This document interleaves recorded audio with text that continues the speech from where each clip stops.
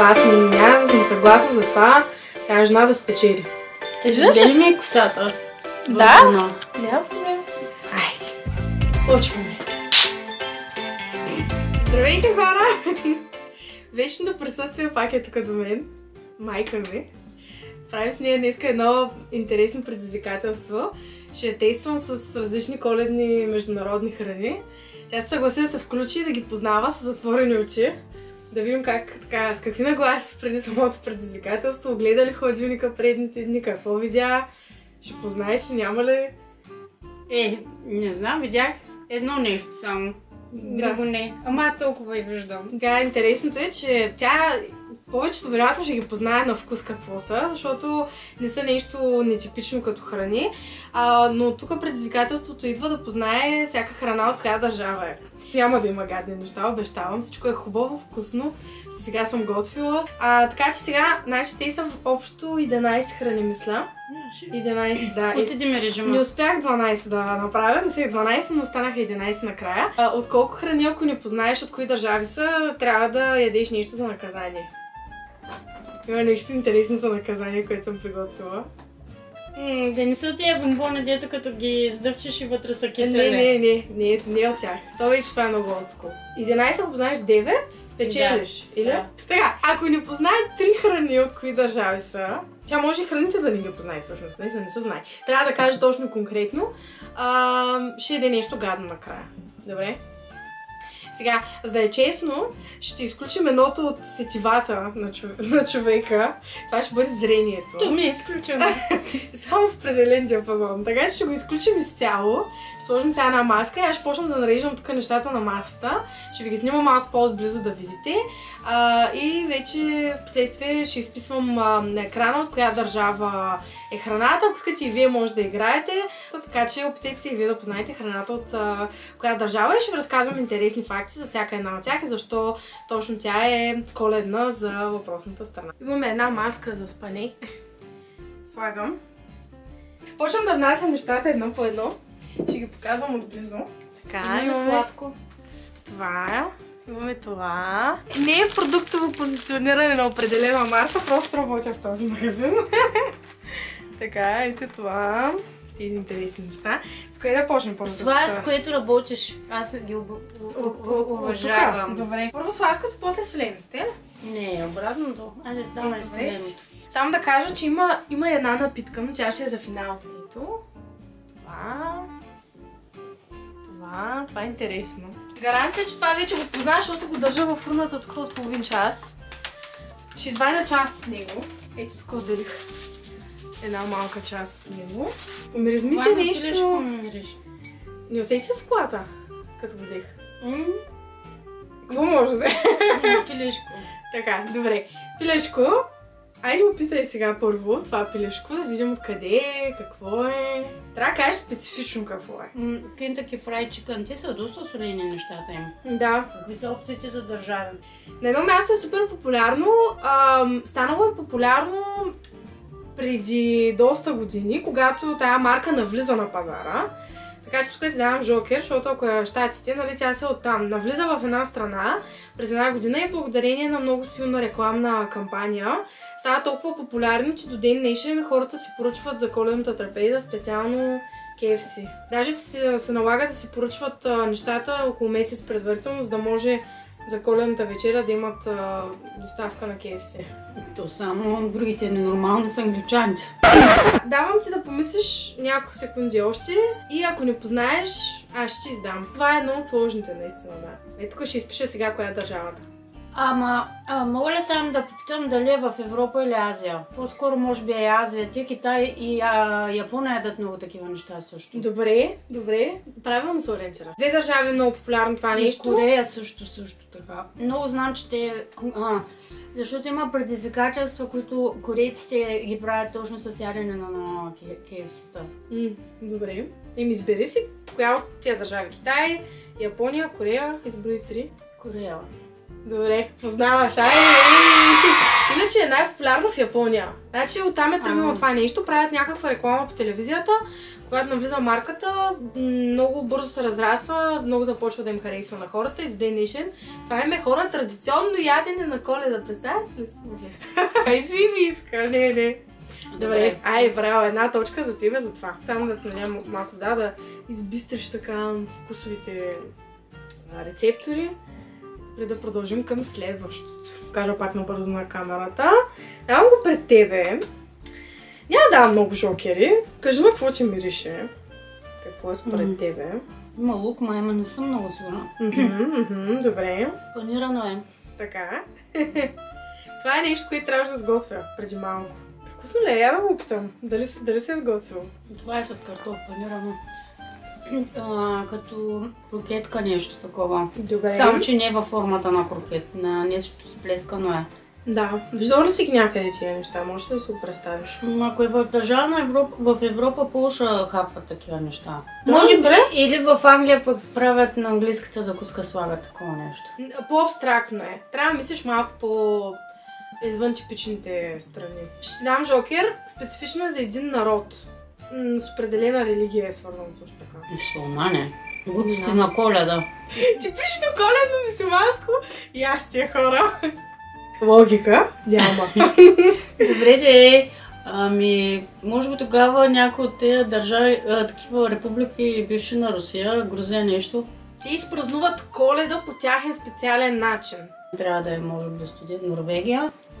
Приключва ти едната минута, казвай ми държава. Норвегия, айде. Не, грешка! Сега, това се казва латке. Латке, на какво ти звучи? На латвийски. Да, на латвийски, друг път. Това е много типично за Ханука.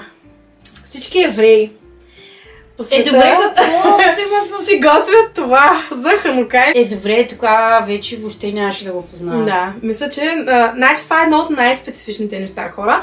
Включително тяхната храна се приготвя по много различен начин. Трябва да бъде благословена, да бъде изготвена. Мисля, че преди залез слънце има страшно много изисквания, така че, нали, така наречената кошер храна се приготвя по много специален начин в еврейската религия и тези са едни от най-традиционните неща. Не като картофено кюфте, защото се прави с панировка доста такава хлебна. Но да, ето, едно грешно, знаех си, yes! То е трудно. Да, това е трудно. Добре, и следващото солено. Ти това го видя в хладилника. Според мен много лесно ще го познаеш. То мирише от километри. Да, сьомга. Те държави с рибата са Швеция и тия държави. Скандинавските. Да, скандинавските. Да. Интересно е там, между другото, за Коледа цялата им трапеза е отрупана с всякакви морски дарове. Не само сьомга. Тук хляба ми не е подходящ, само да кажа. В принцип трябва да е много от този черния хляб. Да, щеш да ми харесва. Но да, просто пушена сьомга върху филийка с добавила съм малко крема сирене. Тия рибни храни за скандинавските държави, така че това го позна. И се наедем тук. Ще отсервирам сега соленото. И преминаваме към сладките неща, които ви вече виждате тук на масата. Може да те прецакам. Тук има нещо интересно. Дето е много познато, ама държавата. Да покажа първо. Това е едно от нещата. Много коледно, даже без значение. Просто трябва да познае държавата, което не е лесно. Чакай, не пипай бе. Да покажа първо. Това си го имаме в България, но не е българско. Едно традиционно коледно и последното нещо е това. Пред тебе, то е ясно, де може да кажеш какво. Чакай, ти вече е бърза, гладна е. Гладна е жената. Меденки. Беше на детско коледно тържество, просто... Меденки. Да, типичните коледни меденки. Тия по-твърдичките в разни коледни там картинки. Така, сега въпросът е, тия меденки детички ги ядем по Коледа. Откъде произлизат? Къде така е първоизточника на меденките?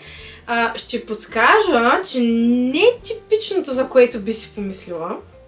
може би. Не знам, аз първо ги асоциирах с едни конкретни държави, но през няколко години имах щастието да посетя държавата, която твърдят поне, че са първото място, на което са произлезли меденките и са почнали да ги правят. Аз по-скоро си помислих за първоначално ми дойде Австрия, защото там имаше много меденки. Да, човек би ги свързал по-скоро с тия държави там. Австрия, Германия, ама не. Дания или Словения? Словения, там яде такова меденки. Последно? Словения. Добре, айде Словения. Сега, в интернет има много противоречива информация, хора, обаче Хърватия и Словения.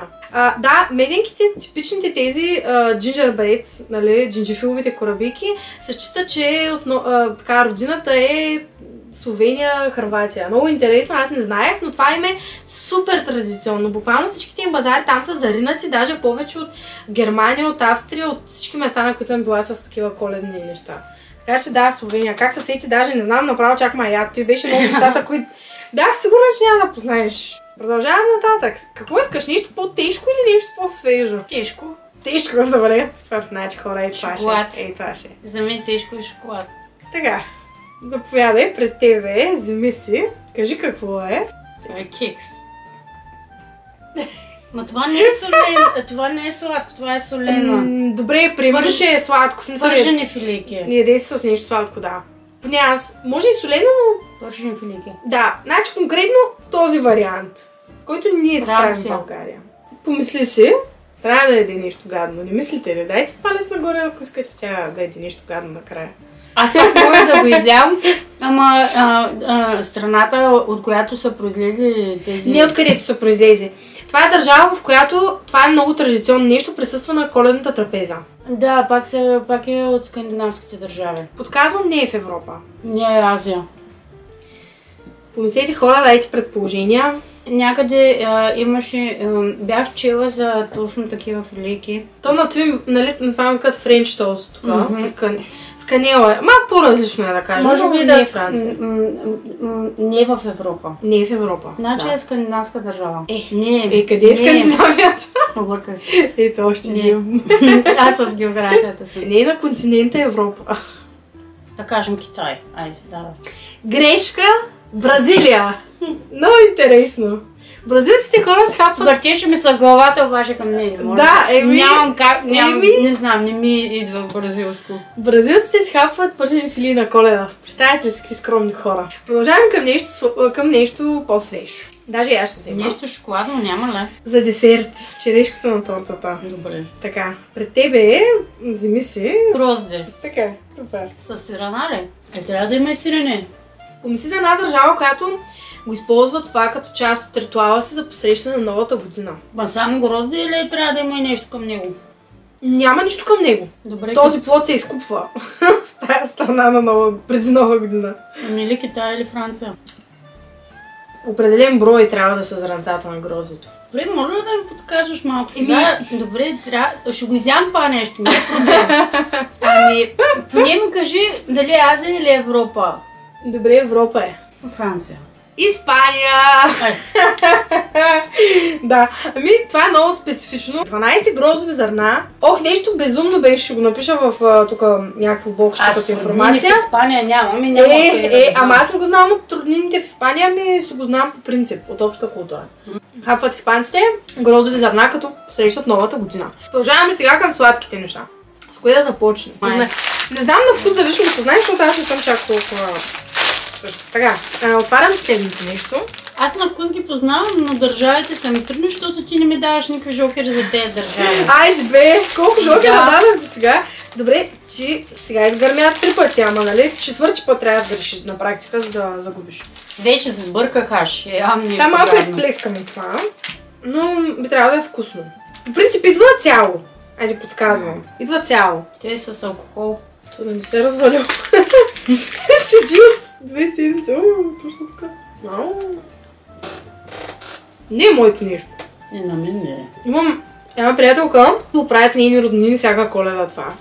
Обичат го. Дай му алкохол. Така леко алкохолен вкус. Това може да е? Английско нещо. Ето пак, тя живее в Англия, всичко от Англия, хора. Света произлиза всички традиции Коледи Англия. Не Англия. Ето, това по-голям жокер от това, не знам. На какво има вкус? Опиши го. На плодове с захар или алкохол, някакво тесто. Кекс. Да, Кекс да. Нещо на марципан ме прилича.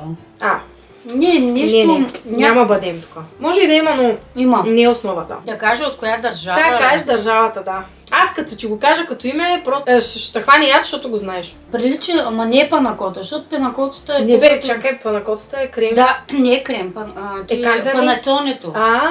Панетонето е козунак, по-като козунак и Италия. Ако кажа Италия... Добре, казвам Италия, макар че не съм сигурна. Панатоне.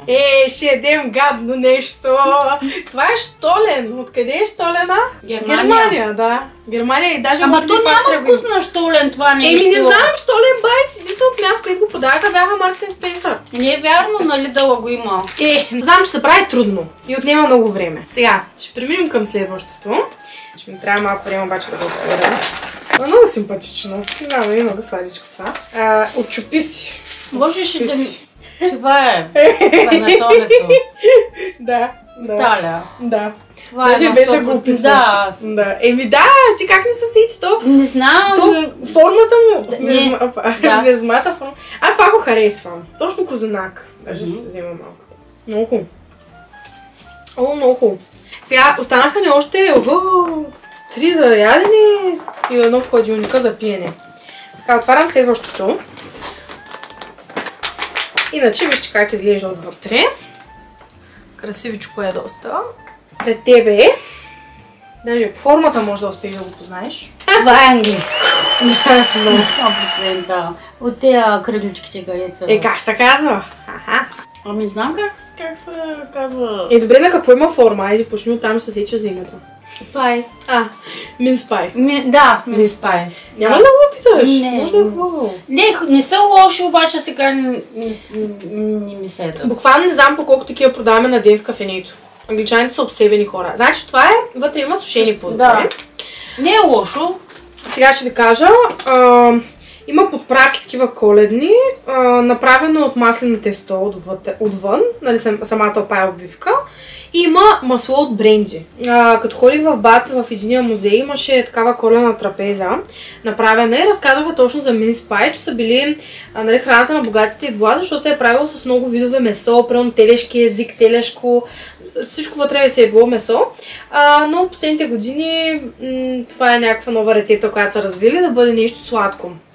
И наистина присъства на коледната трапеза. Не е лошо, в Англия. Това не е лошо. Навсякъде. Трябваше да сменя батерията. Ще западне. Сега продължаваме към следващото.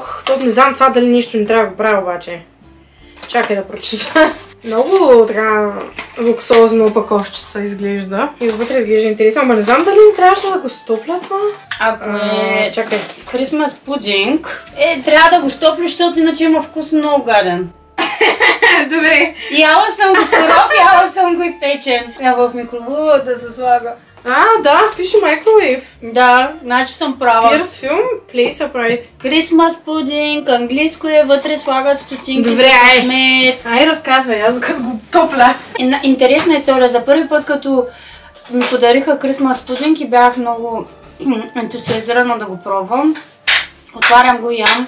И още отвратително. Съпруга ми и той. Викам, как го еда това нещо, че са англичани, ама много гадно. След това отивам на гости на един наш приятел англичанин, той ще направи Крисмас динър и накрая вика, искаш ли Крисмас пудинг? И аз викам, не съм много, не го харесвам много. Викам, айде добре, нали, за да не го обидя. И той става и го слага в микроволновата. И аз, ама това нещо печели са.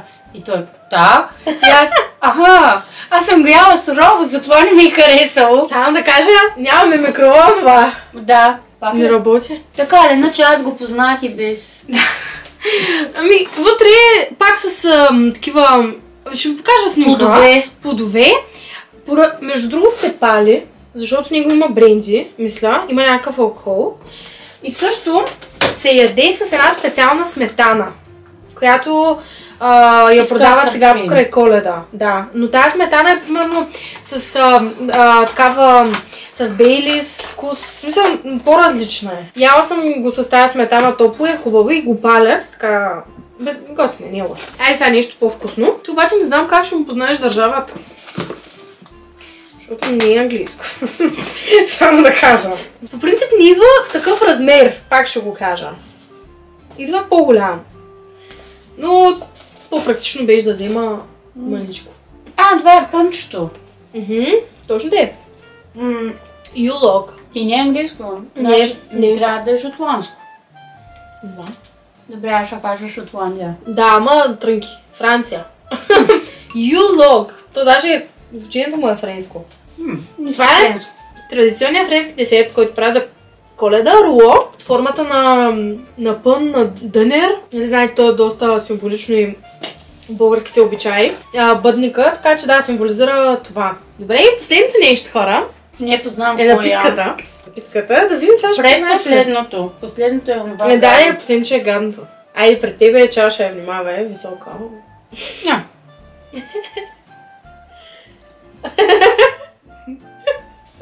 Сигурно не се че става. Да, знам, че не е много. Някакво супер сладко е и... На мен това много ми харесва. Аз бих се го изпила. Това ми е много по вкуса. Направо е топ, хора. Последвайте рецептата в предишния ми влог. Не е много хубаво. Маканел, а? Да. А не се ли сещаш какво е това? Молтво е, ама не трябва ли да е горещо, или? Не, студено. Ама не, значи не е това. Доста е популярно на определено място. По филмите доста го дават Коледа. Яйчен пунш. Така, точно. Егног. Яйчен пунш. Жълтъци, захар, мляко, канела и брензи или някакъв ликьор може да се сложи. Добре, не е моето любимо нещо. Супер. Ама то откъде е? Аз сложих уиски. Америка? Не знам, кажи. Америка? Да, от щатите. Това си е типично напитка за там. Не знам, мен много ма кефи. Аз ще го изпия. Пи пуш, накрая видеото ще стане забавно. И то не е ли? Ще е много лошо, ако не е забавно. Не знам ли поне интересно. Ако добре, давай това. Така, сега ще даваме едно хубаво нещо. Само не ми каза, че е сироп за кашлица. Какво е това? Не се смей. Не го прави много гадно. Ел. Помага срещу настинка и грип. Трябва да го изпи на екс. Това ще е наказанието. Не, трябва. Не, това е нещо гадно. Бульон някакъв. Чакай да кажа. Так гнусно изглежда. Дори няма. Не, за яди не е. Смисъл го принцип седи. Айде пил. Да, бе. Айде на екс ще го познаеш какво е. Next. Не знам какво е това. Не го ли позна? Някакъв бульон, ама... Спи го. Грейви. Ти пише на английско. Да. KFC съм да го дам. Кога не го обичам? Да я пощадим ли, хора? Да я пощадим ли? Аз нямаше никакви жокери. Мъчима тук с държави, дето имаш гавсо. Къде са европейски, къде са азиатски, къде са мюсюлмани, къде са евреи. То просто беше цветущо. Да. Ама много гадно, аз греви не обичам. Няма да я караме да го пи. Знам, че е жестоко. Може да смахнеш вече маската, ако искаш. Кое ти харесва най-много от всичко? Пържените велики. И българското, друго си е българското, хора. Всъщност 12-то, което исках да направя, са содени питки. За да може, нали, все пак нещо българско да включим, обаче наистина нямах време. Да благодарим на хората, че гледаха. Да. Да ти просечат незнанието и да кажат те колко от тия 11 неща са успели да познаят. Наистина не беше лесно, особено на държавите, но пък се получи според мен забавно и сега няма да вечераш сигурно, нали? Не, особено след гревите със сигурност ужас. Много е гадно. Да, така че благодаря ви, че гледахте, хора. Абонирайте се за канала. Искате още видеа с моята безценна майка. Харесвайте видеото. На трапницата, да, всяко видео. И продължайте да гледате видеята от Vlogmas. Така, надяваме се да сте понаучили нещо интересно от това видео и да сте се забавлявали с нас. До скоро! До нови срещи!